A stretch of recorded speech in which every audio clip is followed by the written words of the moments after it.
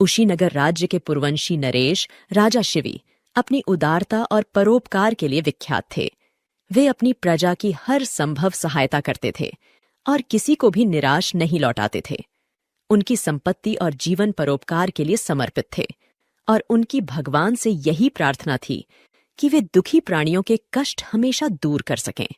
स्वर्ग में इंद्र को राजा शिवी के धर्म और कर्म से अपने सिंहासन के छिनने का भय हुआ, इसलिए उन्होंने राजा की परीक्षा लेने का निश्चय किया और अग्निदेव के साथ कुशीनगर की यात्रा पर निकले। इंद्र ने बाज का रूप धारण किया और अग्नि ने कबूतर का।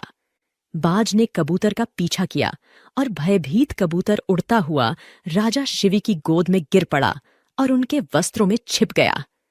राजा ने उसे प्यार से सहलाया। इतने में पीछा करता हुआ बाज वहां आ पहुंचा। राजन, मैं भूखा हूं और यह कबूतर मेरा भोजन है। कृपया इसे मुझे दे दीजिए ताकि मैं अपनी भूख मिटा सकूं। यह कबूतर मेरी शरण में आया है और उसकी रक्षा करना मेरा कर्तव्य है। मैंने इसे अभयदान दिया है और इसे तुम्हें सौंपना मेरे धर्म के विरुद्ध होगा। महाराज, यदि शरणागत की रक्षा करना आपका धर्म है तो भूखे का भोजन छीनना अधर्म है। यहां आपका धर्म है कि मुझ भूखे को आहार दें, अन्यथा मेरी हत्या का पाप आपको लगेगा। मर जाने के बाद मेरे बच्चे भी भूखे मरेंगे, उनकी हत्या का पाप भी आपको लगेगा। अतः आप इतना अधिक पाप न करें और मेरा आहार सौंपकर अपने धर्म का पालन करें।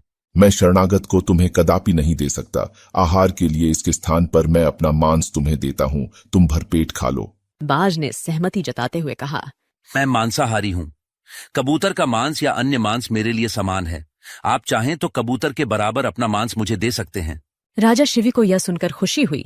आपकी यह कृपा मेरे लिए महान है। इस नश्वर शरीर से अविनाशी धर्म की रक्षा हो रही है।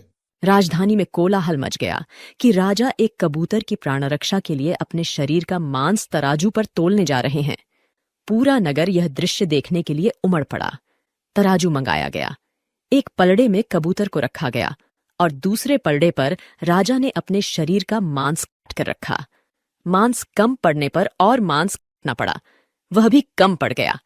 इस प्रकार राजा अपने शरीर का मांस काट कर रखते गए और तराजू का पलड़ा हमेशा कबूतर की तरफ झुका रहा। वह जैसे राजा का मांस पाकर अधिकाधिक और भारी होता जा रहा था। प्रजा आंसुओं के साथ यह दृश्य देख रही थी। राजा के चेहरे पर तनिक भी शिकन नहीं थी। अंत में राजा स्वयं तराजू पर बैठ गए। उसी समय आकाश से पुष्प वृष्टि होने लगी और चारों ओर प्रकाश फैल गया। दोनों पक्षी अदृश्य हो गए और उनके स्थान पर इंद्र और अग्नि प्रकट हुए।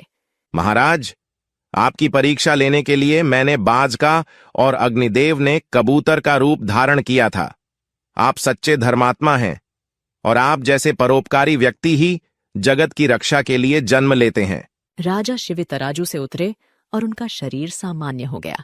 दोनों देवता अंतर्ध्यान हो गए। भद्र